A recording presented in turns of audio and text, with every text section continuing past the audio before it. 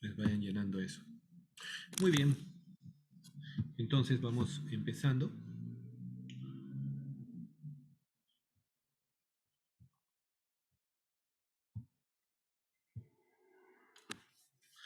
Muy bien, hoy día vamos a conversar sobre lo que es una de las condiciones frecuentes que ven en la emergencia. Probablemente no la hayan visto. Vamos a grabar, creo también, si es que es factible. A ver, déjenme dar una mirada a ver si es posible.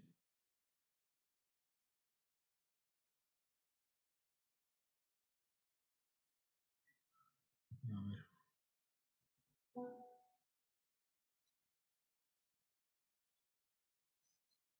Mm,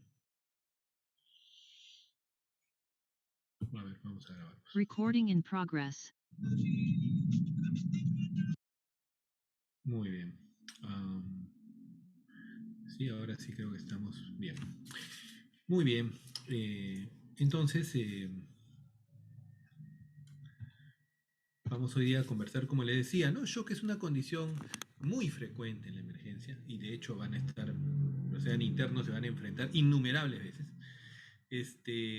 Aunque tal vez, digamos, ahora no la hayan experimentado, no la hayan visto mucho en los pacientes que tienen consultorio o en hospitalización, ¿no? Que son pacientes ya estabilizados, pero van a ver ustedes que es una condición muy, muy frecuente y que es y en donde nos tenemos que plantear rápidamente un diagnóstico diferencial que nos va a permitir un tratamiento rápido, porque en estos pacientes, eh, en cuestión de minutos, se nos pueden descompensar y eventualmente morir. Así que es muy importante poder tener una aproximación apropiada en estos casos. Muy bien. Entonces, en realidad, conceptualmente, bueno, el shock es una y esto es un elemento importante para lo que es el manejo, ¿no? O sea, tenemos que concebir al shock como una disfunción orgánica. Habitualmente es una disfunción orgánica múltiple, resultante de un imbalance entre la oferta y demanda de oxígeno a nivel tisular. Ahora, esta falta o este desbalance de oxígeno suele ocurrir debido a que la perfusión tisular, es decir, la llegada de sangre a los tejidos es insuficiente para cubrir las demandas metabólicas, ¿no? Y cuando hablamos de demandas metabólicas, esencialmente nos referimos a oxígeno de estos tejidos, ¿no? Y básicamente lo que vamos a tener es que este flujo sanguíneo y este aporte de oxígeno inadecuados van a llevar finalmente a que se desencadenen los mecanismos de metabolismo anaerobio. Y estos, digamos, este metabolismo anaerobio va a aumentar la producción de lactato, pero también es ineficiente. La acumulación de ácido láctico lleva finalmente, o el metabolismo anaerobio solamente da hasta cierto punto, luego de lo cual se produce pues muerte celular, ¿no? Por diversos mecanismos, peroxidación lipídica, apoptosis, radicales libres, etc. Y esto va a llevar, esta muerte celular va a llevar finalmente a la disfunción orgánica, ¿no? Entonces, digamos, en resumen, cuando yo me enfrento a un paciente con shock, básicamente estoy frente a un paciente que está hipoperfundido, en donde la perfusión tisular, la llegada de oxígeno es insuficiente para las demandas metabólicas de un tejido determinado. Sin embargo, eh, esta definición conceptual tenemos que aterrizarla en una, digamos, en la práctica, tenemos que aterrizarla al pie del paciente, es decir, qué indicadores concretos vamos a tener que, bueno, este paciente está entrando en esta situación de shock. Y entonces, para ello es importante tener algunos indicadores. Entonces, nosotros la perfusión tisular per se no la podemos medir, pero tenemos muchas variables clínicas que nos pueden permitir estimar esto, ¿no? Y de hecho, nosotros tenemos, digamos, dos grandes componentes o dos grandes variables que nosotros tenemos que rápidamente evaluar en el paciente con sospecha de shock, ¿no? Uno es que el paciente esté hipotenso, ¿no? Es decir, el mayor determinante, el determinante más importante de que la sangre llegue al tejido es que llegue con una presión suficiente. No es el único determinante, pero es largamente el más importante. Entonces, nosotros hablaremos en un primer momento, hipotensión, ¿no? Generalmente, esto es variable de acuerdo a la literatura, esto donde ustedes lean, algunos hablan de una presión arterial media debajo de 60, otros hablan de una presión arterial sistólica por debajo de 80 o 90, ¿no? Mientras que, por otro lado, esta hipotensión, digamos, no basta para referirme a que el paciente esté en shock, porque hay pacientes que tienen la presión sigue una curva gaussiana, hay pacientes que tienen más y hay pacientes que tienen menos presión. Pacientes desnutridos graves, cirróticos, pueden tener presiones en el rango de hipotensión y no estar chocados. Entonces, para que haya un estado de choque, para que haya shock, tenemos que tener hipotensión y además tiene que haber hipoperfusión tisular, signos de que hay una mala perfusión de los tejidos, ¿no? Y es esa combinación, es la intersección de esas dos variables, la combinación de hipotensión con hipoperfusión tisular, la que nos da finalmente el diagnóstico de shock. Ahora, la hipotensión, ¿no? Entonces vamos a ver cada uno de estos elementos. Para ver hipotensión, lógicamente, ya ustedes han aprendido, ya saben medir la presión arterial y lo que, digamos, la variable más importante o el elemento más importante es lo que es la presión arterial media, ¿no? Que es, como ven acá, es el principal determinante de la presión de perfusión tisular, ¿no? La presión arterial media no es el promedio de la sistólica y diastólica. Y esto tiene una razón. Digamos, la presión arterial, ¿no? Digamos, la presión arterial no es constante, porque la presión arterial básicamente de qué depende, de que el corazón bombee, y en ese momento hay una intensa presión que es la sistólica, y luego hay un momento en el cual el corazón ya no está bombeando, y eso estamos hablando de la fase de diástole. Entonces, en la sístole, perdón, hay una presión intensa, en la diástole baja la presión, ¿no? Sin embargo, nosotros estamos mucho más tiempo en diástole que en sístole. Y es por esa razón que la presión depende más de la diastólica que de la sistólica. Y por esa razón, la presión arterial media en realidad eso es lo que se denomina, si ustedes recuerdan matemáticas, si nos remontamos a nuestra primaria, eso es lo que se llama un promedio ponderado. Es decir, se le da un peso distinto a cada uno de los componentes, ¿no? En este caso, la presión arterial sistólica vale como 1, la diastólica vale como 2, y los dos coeficientes de ponderación, 1 y 2, son 3, ¿no? Entonces es sistólica más 2 veces la diastólica entre 3, ¿no? Y de ese modo yo obtengo esta presión arterial media. Y generalmente en los pacientes chocados vamos a encontrar una presión arterial media por debajo de 60 milímetros de mercurio. Algunos hablan de 65, ¿no? Esto es un poco variable en la literatura, pero bueno, en general la mayor parte de autores coinciden en que hablamos de shock o en todo caso el criterio desde el punto de vista de presión arterial para hablar de shock es una presión arterial media por debajo de 60. Ahora bien, habíamos hablado entonces, o sea, ya sabemos ver el tema de la presión, obtenemos nuestra presión arterial media. Ahora el siguiente paso es identificar, ¿no?, si este paciente tiene algún grado de hipoperfusión tisular, ¿no?, que es lo que ven en la parte derecha del diagrama de Venn. Entonces, ¿cómo nosotros sabemos que nuestro paciente tiene algún grado de hipoperfusión tisular? Y esto nosotros podemos, digamos, evidenciarlo, ¿no? Si hay hipoperfusión a nivel cerebral, el paciente va a estar con trastorno de sensorio, es decir, va a estar somnoliento, no va a responder a familiares o eventualmente podría entrar en coma. Entonces, deterioro del estado de conciencia, ¿no?, es un signo de hipoperfusión tisular. En la piel, recuerdan ustedes, ya hemos, digamos, en las clases de piel, ya han visto que una parte importante del examen de la piel es evaluar el llenado capilar, es decir, poner digamos, presionar la uña y ustedes normalmente ven que palidece y cuando ustedes lo sueltan, eso nuevamente se torna rosado rápidamente. Esto es el llenado capilar habitual, que normalmente es menos de 2 segundos. En los pacientes chocados, como no hay una buena perfusión tisular, esto demora en regresar y entonces tenemos llenados capilares por encima de 2 segundos. Ya en su grado extremo puede estar incluso la piel cianótica. Esto ya evidentemente nos habla de un grado más grave aún de hipoperfusión, ¿no?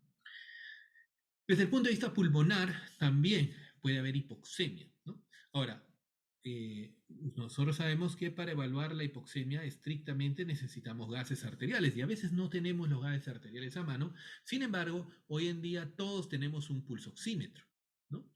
Que es parte, ahora tenemos nuestro estetoscopio, nuestro tensiómetro y nuestro pulsoxímetro. Todos tenemos que tener como parte de nuestro instrumental médico habitual, ¿no? Entonces, una saturación por debajo de 90 en la pulsoximetría, ¿no?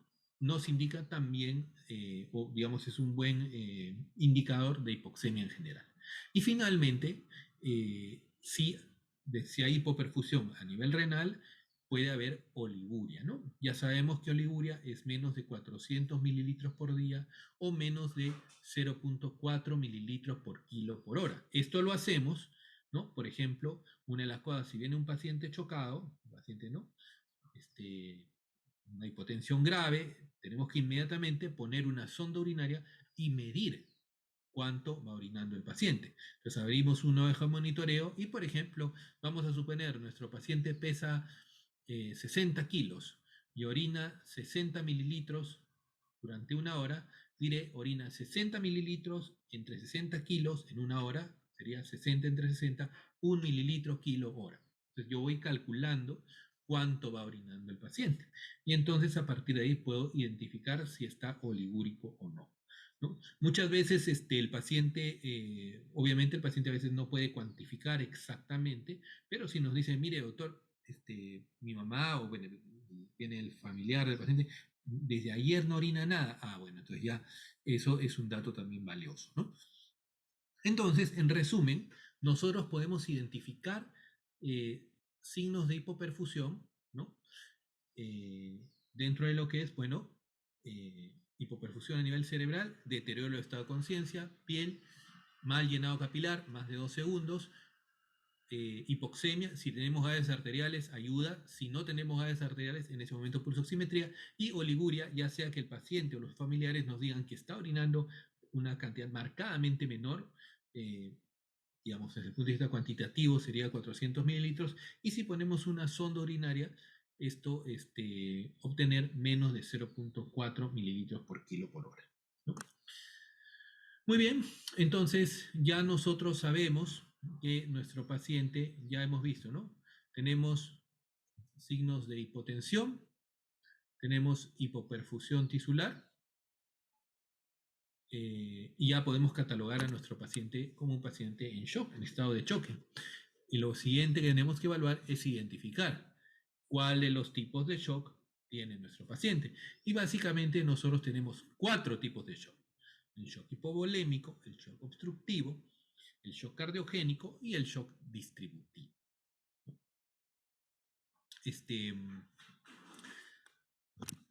Entonces, cuando nosotros evaluamos un paciente en shock, bueno, tenemos pacientes con hipotensión asociada a hipoperfusión tisular. Digamos, la hipoperfusión tisular básicamente está originada por los mecanismos que a su vez condicionan hipotensión. Y entonces, para tratar de identificar la fisiopatología o cuál de estas 4 causas es la causante, valga la redundancia, de lo que tiene nuestro paciente, entonces tenemos que apelar a conocer cuáles son los mecanismos justamente que regulan la presión arterial. Y para eso es importante recordar que la presión arterial depende del gasto cardíaco por la resistencia vascular sistémica. Entonces, estos dos determinantes, el gasto cardíaco y la resistencia vascular sistémica, van a ser muy importantes desde el punto de vista conceptual para poder hacer el diagnóstico diferencial del shock. Es decir, si yo tengo una caída importante de la presión arterial abrupta, que básicamente es la causa de la mayor parte de los casos de shock, esto va a ser debido o a que el gasto cardíaco caiga o a que caiga la resistencia vascular sistémica. No hay, digamos, esto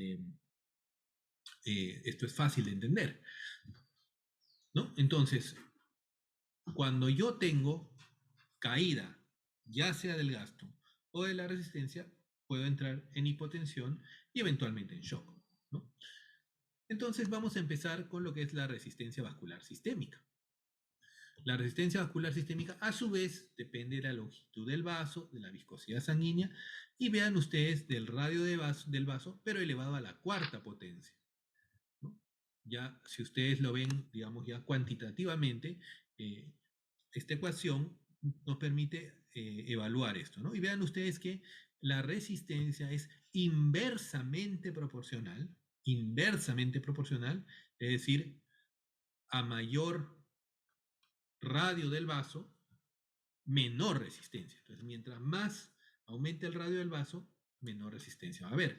Y ojo, que la resistencia, el determinante más importante es el radio del vaso porque eso va elevado a la cuarta potencia, ¿no? Entonces, el radio del vaso básicamente depende de cuán dilatado esté. Entonces, si yo dilato el vaso, va a haber un mayor radio y por lo tanto va a caer dramáticamente la resistencia. Así que finalmente, cuando yo hablo de resistencia vascular sistémica disminuida, esencialmente estoy hablando de condiciones asociadas a vasodilatación. Y esto puede incluir sepsis, lesión aguda de médula espinal, vasodilatadores o insuficiencia suprarrenal. Todas estas condiciones lo que me van a condicionar es una vasodilatación aguda, ¿no? Anafilaxia también, y esto es lo que se llama shock distributivo. Entonces, un primer mensaje es que el gas, digamos, la presión, la hipotensión puede ser o por gasto cardíaco bajo o por resistencia vascular sistémica baja. La resistencia vascular sistémica baja es producto de vasodilatación. Las condiciones asociadas a vasodilatación aguda, sepsis, lesión de la médula espinal, vasodilatadores, falla suprarrenal, anafilaxia, van a condicionar una vasodilatación masiva que va a llevar al paciente al shock. Este tipo de shock, debido a una disminución de la resistencia vascular sistémica, se denomina shock distributivo. Entonces, este es un primer mensaje importante. ¿Y cómo evaluamos esta resistencia vascular sistémica? O sea, ¿cómo yo sé clínicamente si mi paciente tiene la resistencia vascular sistémica disminuida? Examinándolo rápidamente, examino piel y mucosas, ¿no? Si cuando yo tengo resistencia vascular sistémica disminuida, eso es por vasodilatación. Y la vasodilatación va a hacer que el paciente tenga la piel tibia, caliente, el paciente va a tener un color rosado en general y vamos a tener una hiperdinamia cardíaca, porque como va a bajar la resistencia vascular sistémica, entonces en consecuencia o digamos en contraparte el gasto cardíaco va a tratar de aumentar y entonces vamos a tener un paciente taquicárdico con pulsos digamos llenos y toda esta constelación, ¿no? De un paciente con piel tibia, caliente, con un color rosado, con hiperdinamia cardíaca, taquicárdico, ¿no? Esto es lo que se denomina shock hiperdinámico. Cuando veamos entonces estos pacientes con shock hiperdinámico, estamos básicamente seguros que esto es por vasodilatación, estamos básicamente seguros que es un shock distributivo y tenemos que lanzarnos a buscar las posibilidades diagnósticas. Por otro lado, la resistencia vascular sistémica también puede estar alta. Y cuando la resistencia vascular sistémica está alta, ¿no? Básicamente es un fenómeno de vasoconstricción. Entonces, ustedes van a encontrar paciente frío, con un muy mal llenado capilar, con piel pálida, cianótica, con pulsos débiles. Entonces, esa resistencia vascular sistémica alta quiere decir que es una respuesta compensatoria ¿a qué? A un gasto cardíaco bajo, ¿no? Entonces, así como Si yo tengo una resistencia vascular sistémica, mi gasto cardíaco aumenta. Cuando yo tengo un gasto cardíaco bajo, mi resistencia vascular sistémica va a tratar de aumentar para tratar de mantener la presión arterial. Y entonces, cuando yo encuentro que mi paciente está frío, con mal llenado capilar, con pulsos débiles, con una piel pálida, cianótica, entonces este paciente, digamos, nosotros diremos, este paciente, el problema es gasto cardíaco bajo. Y esto se denomina shock de tipo hipodinámico. Muy bien. Entonces, ahora ya hemos visto que la resistencia vascular sistémica depende de vasodilatación esencialmente. Ahora vamos a ver de qué depende el gasto cardíaco, ¿no? El gasto cardíaco depende de la frecuencia cardíaca por el volumen de eyección, es decir, cuánto bota en cada latido del corazón y a cuánto por minuto. Eso es el gasto cardíaco, o volumen minuto, como lo encuentran en algunos textos, ¿no? Muy bien. A su vez, este volumen de eyección, el gasto cardíaco depende de la frecuencia cardíaca y del volumen de eyección. Y este volumen de eyección, o sea, cuánto bota el ventrículo, depende de la precarga, es decir, de lo que le llega, de la contractibilidad del miocardio y del estado valvular, ¿no? Y entendiendo esto, podemos entender pues, las diferentes causas de shock. Muy bien, ahora, visto esto, el siguiente punto es ahora vamos a tratar de diferenciar los 4 tipos principales de shock en función de digamos, estos determinantes de la presión arterial. Vamos a empezar con el que tal vez sea el más frecuente, que es el shock hipovolémico. Entonces, en el shock hipovolémico lo que tenemos es una disminución en el contenido, o sea, en la cantidad, en el volumen sanguíneo circulante. Esto puede ser por una hemorragia, por una deshidratación grave, y entonces lo que va a ocurrir es que va a bajar la precarga, es decir, la cantidad de sangre que llega al corazón, y por lo tanto va a disminuir el volumen de eyección. Este volumen de eyección va a generar disminución del gasto cardíaco y por consiguiente disminución de la presión arterial, ¿no? Entonces, eso es la fisiopatología del shock hipovolémico. ¿Y por qué puede ocurrir shock hipovolémico? ¿Qué cosas puede depletar nuestro volumen en gran medida? Pues hemorragia, ciertamente, hemorragia digestiva, hemoptisis, hemorragias postraumáticas, cuando un paciente sufre un traumatismo, sufre un atropello, ¿no? Paciente politraumatizado tiene sangrado a nivel muscular, a nivel de vísceras, etc. O, por ejemplo, gestantes con embarazo ectópico roto, ¿no?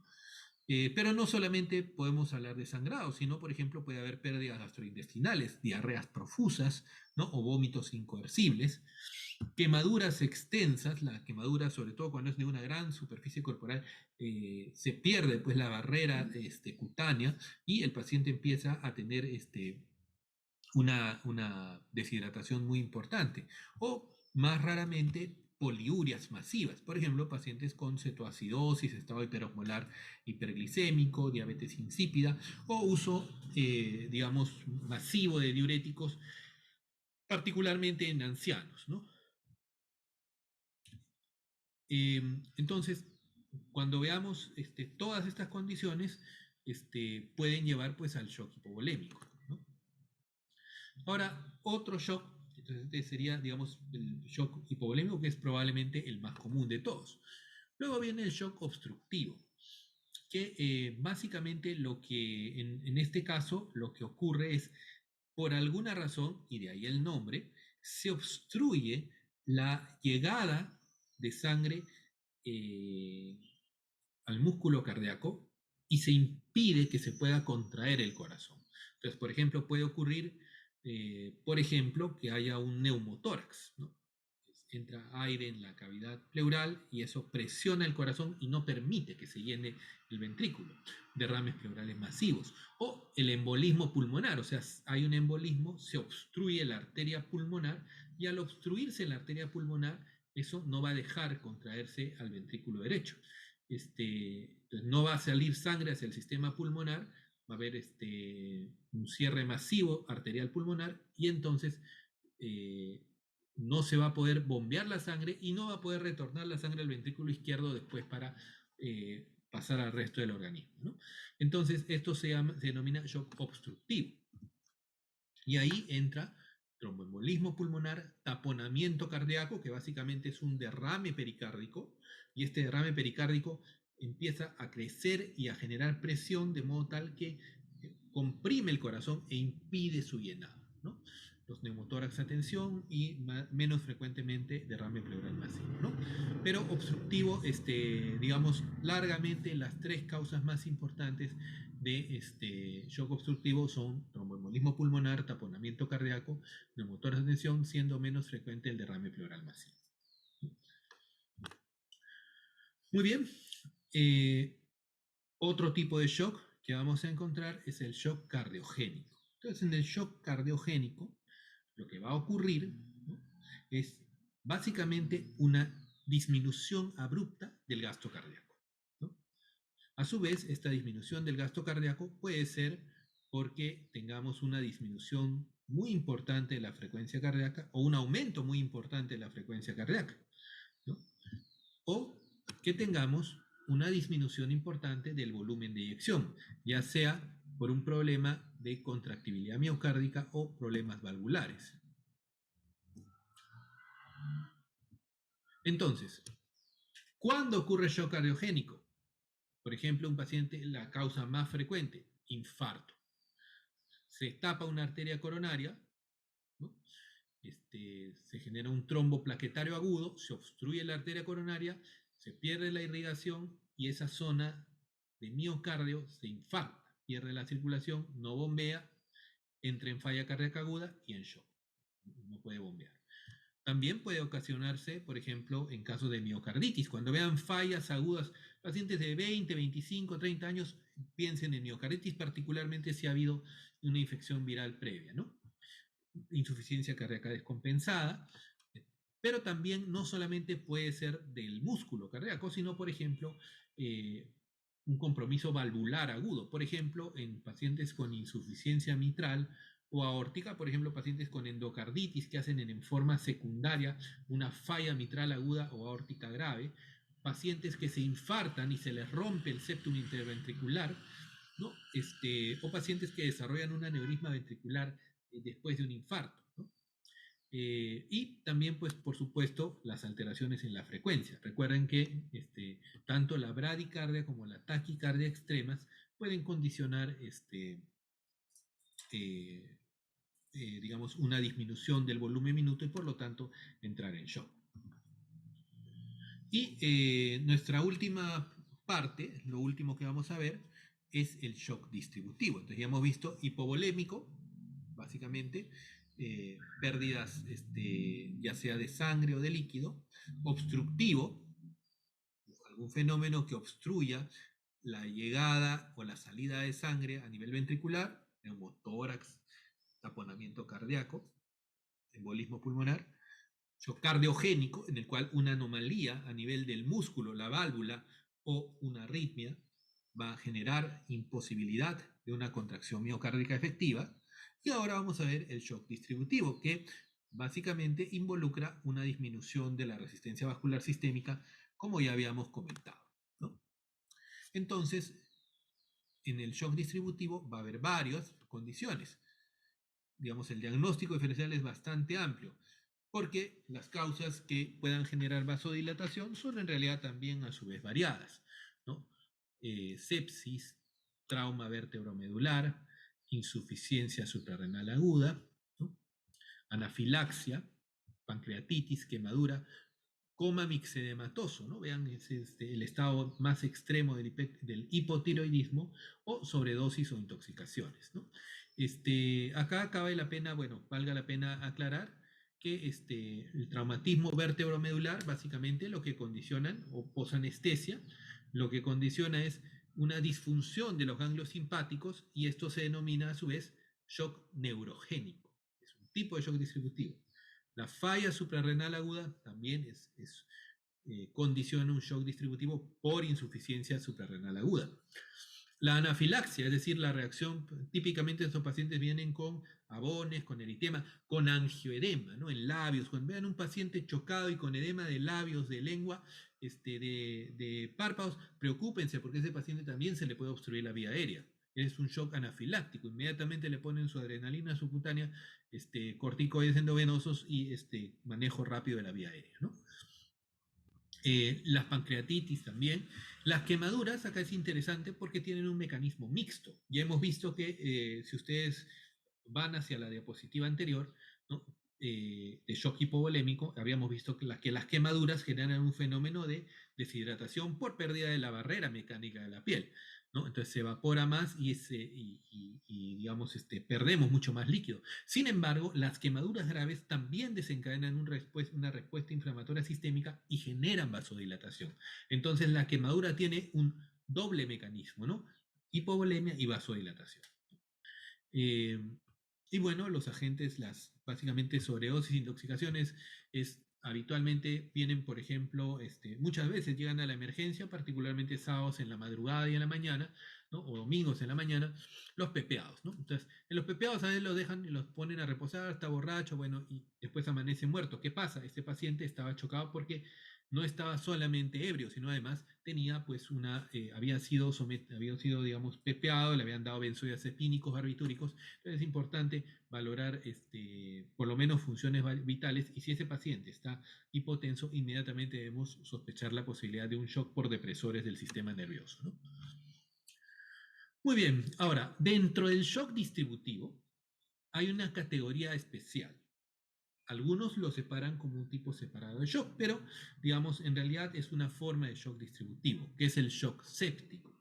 Entonces, ¿cuál es la particularidad del shock séptico? Que en principio, el shock séptico tiene una primera fase en la cual hay un fenómeno de fiebre, taquicardia, vasodilatación, y esta vasodilatación lleva a un shock distributivo clásico con piel caliente, taquicárdico, el paciente lo van a encontrar febril, ¿no? Taquicárdico, lleno, rosado. Pero después, con el paso del tiempo, va a haber la presencia de endotoxinas, lipopolisacáridos, ácidos tecoicos si fuera gran positivos, etc. Y va a generarse un fenómeno de cardiomiodepresión, de disminución de la contractibilidad miocárdica inducida por la sepsis. Y entonces esto va a llevar a una disminución del gasto cardíaco.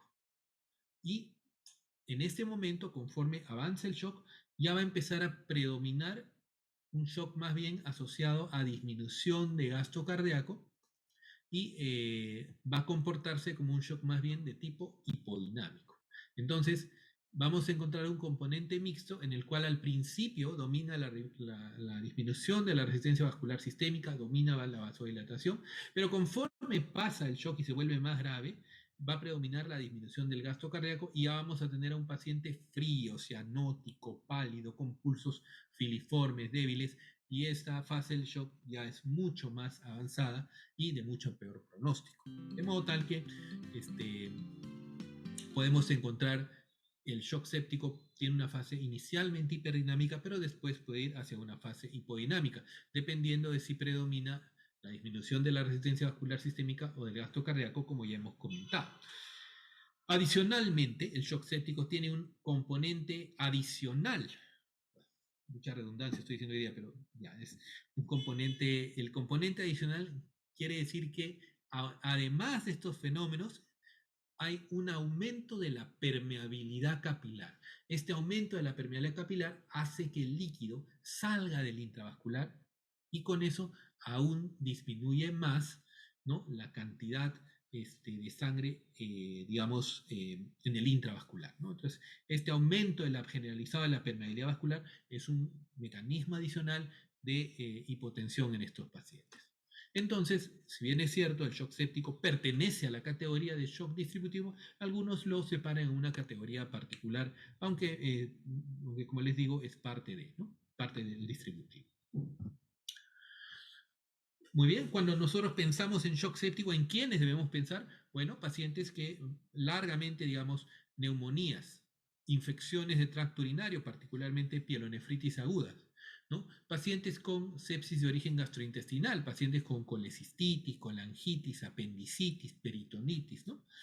Eh, Desde el punto de vista ginecológico, ¿no? Abortos sépticos, endometritis puerperal y bueno, más alejadamente infecciones del sistema nervioso central o de piel y tejidos blandos, que son bastante menos frecuentes, ¿no? Pero generalmente, digamos, si uno tuviera que catalogar, la mayor parte de pacientes o tienen neumonía o tienen pielonefritis aguda o tienen sepsis de origen gastrointestinal o de origen ginecológico. Y eso cubre el espectro de más del 80% de pacientes con shock séptico. Por eso es que sistemáticamente viene un paciente en shock y sospechamos la presencia de infección, leucocitosis, ¿no? Fiebre, ¿no? Taquicardia, eh, aumento de recuento de abastonado, desviación izquierda en el hemograma. Entonces rápidamente evaluamos si tiene tos, crepitantes, si tiene puñopercusión lumbar, alteraciones en el examen de orina, dolor abdominal, una ecografía abdominal, una radiografía simple de abdomen y en la mujer sobre todo, la mujer en edad fértil, aborto séptico siempre es una consideración, ¿no? La endometritis puerperal suele ser bastante obvio, es una paciente que acaba de, digamos, tiene recientemente un parto y bueno, hace un cuadro infeccioso agudo, postparto, digamos, el diagnóstico no suele ser complicado, ¿no? Recalcar aspectos básicos de la historia clínica en la anamnesis, fiebre, ¿no? Síntomas sugerentes de infección, diarreas, vómitos, dolor abdominal, historia de hemorragia, pérdidas sanguíneas, dolor torácico, historia en antecedentes de enfermedades cardiovasculares o si ha tenido cirugías o inmovilizaciones recientes. Recuerden que la cirugía e inmovilización reciente es el factor de riesgo más importante para desarrollo de tromboembolismo pulmonar secundario a trombosis venosa profunda. Uso crónico de esteroides anticoagulantes y nunca se olviden de, en mujeres en edad fértil, preguntar la fecha de última regla, porque acá puede haber un aborto séptico, puede haber un embarazo ectópico roto, que son condiciones que muchas veces son muy difíciles de diagnosticar, sobre todo cuando se oculta algún tipo de información con respecto a la posibilidad de una gestación o cuando la gestante no sabe que está gestando. En el examen físico es importante valorar las funciones vitales. Ya hemos visto la importancia de identificar el llenado capilar, si hay palidez, si hay cianosis, la presencia de edemas, ¿no? En tórax y pulmones, si hay estertores, si hay ingurgitación yugular, en abdomen dolor a la palpación y desde el punto de vista del sistema nervioso central ver el nivel de conciencia, signos meningios y presencia de paresias o plegias. Entonces, finalmente, nosotros ya un poco recapitulando y cerrando lo que hemos conversado, lo primero que tenemos que hacer es identificar primero el shock, básicamente los dos elementos, hipotensión e hipoperfusión tisular. ¿No? Hipotensión, presión arterial media debajo de 60, 65, hipoperfusión tisular, trastorno de sensorio, liguria, mal llenado capilar o cianosis. Luego de eso, identificar si es hipodinámico o hiperdinámico. Si es hipodinámico es por gasto cardíaco bajo. Si es hiperdinámico es por disminución de la resistencia vascular periférica. Y así, cuando yo veo al paciente con shock hipodinámico, rápidamente veo, ¿no? Si tiene historia de sangrado, diarrea, trauma, está deshidratado, ese paciente seguramente tiene un shock hipovolémico. Si el paciente más bien viene con dolor torácico y veo una gran prominencia en las yugulares, muy disneico y no encuentro edemas, eso debe ser un shock obstructivo, porque esas son las características de la obstrucción a nivel cardíaco. Ahora, si el paciente tiene antecedente de cardiopatía isquémica, historia de dolor torácico, anginoso, retroesternal, opresivo, crepitantes, edemas, ese paciente probablemente tenga un shock cardiogénico, seguramente debido a un infarto de miocardio. Y si hay historia de fiebre, signos de infección y el paciente está séptico, ciertamente pues hablaremos de un shock séptico en fase hipodinámica, ¿no? Por el contrario, si mi paciente más bien está con un shock hiperdinámico, taquicárdico, ¿no? Sonrosado, con pulsos llenos, ¿no? Si el paciente usa crónicamente esteroides y deja de usar esteroides, eso es un shock hipoadrenal. La meningococemia también puede condicionar esto, pero lo más frecuente largamente es el paciente que deja de tomar abruptamente esteroides. Si el paciente tiene historia de alergias y exposición a un alergeno, o si tiene rash cutáneo, pues evidente, con angioedema en párpados, en labios, eso probablemente estaremos hablando de un shock anafiláctico, ¿no? Si el paciente ha tenido un antecedente de un trauma cervical o un trauma encefalocraniano, o luego de que le han aplicado anestesia y se choca, ese paciente tiene un shock neurogénico. Si el paciente, bueno, ha estado expuesto a benzodiazepínicos, barbitúricos, carbamatos, ya sea PPA o por intento suicida, también es una condición común, ¿no? Eso será un shock asociado a drogas. Y finalmente, el paciente también, vean ustedes, que también puede ser en el contexto de fiebre, signo de infección, ¿no? Presencia de sepsis, neumonía, pielonefritis, sepsis gastrointestinales o ginecológicas, estamos hablando de un shock séptico, pero en este caso una fase hiperdinámica. Recordando siempre que la fase hiperdinámica es la de mejor pronóstico y cuando pasa a hipodinámico, el shock séptico tiene mucho peor pronóstico. Muy bien, y finalmente, bueno, solamente comentarles, acá hay unas, digamos, lamentablemente no van a poder leer todo esto, pero sí, lamentablemente no lo van a poder leer para el lunes, pero esto lo van a tener que leer para su vida, o sea, cuando sean a lo largo de su carrera, tienen que conocer las guías de sepsis. Esto es una excelente revisión sobre shock hipovolémico y este es el consenso sobre shock cardiogénico. Sin embargo, Ian Harrison, por supuesto, también es una fuente que siempre debemos tener, ¿no? Sin embargo, además de la clase, y como ya saben ustedes, vamos a la lectura básica que les voy a pedir. Si pueden leer esto mejor, pero lo único que les voy a pedir es que lean el capítulo de shock del Argente. Así como cada clase tiene sus temáticas, acá, por supuesto, este capítulo es muy importante. Este es un capítulo de pocas páginas y está realmente la esencia de lo que ustedes tienen que conocer. Muy bien, entonces, eso sería. Voy a dejar estos 5 minutos eh, por si hay alguna pregunta. Sí, doctor, ¿me escucha? Sí, sí. Sí, una consulta. Justo habló del shock que al poner anestesia podría haber shock neurogénico. Ajá. Quisiera saber si este shock siempre va a ser neurogénico, también puede ser para shock anafiláctico. Ah, ya. El shock neurógeno asociado a la anestesia, el posanestésico, casi universalmente, o sea, casi universalmente es neurógeno.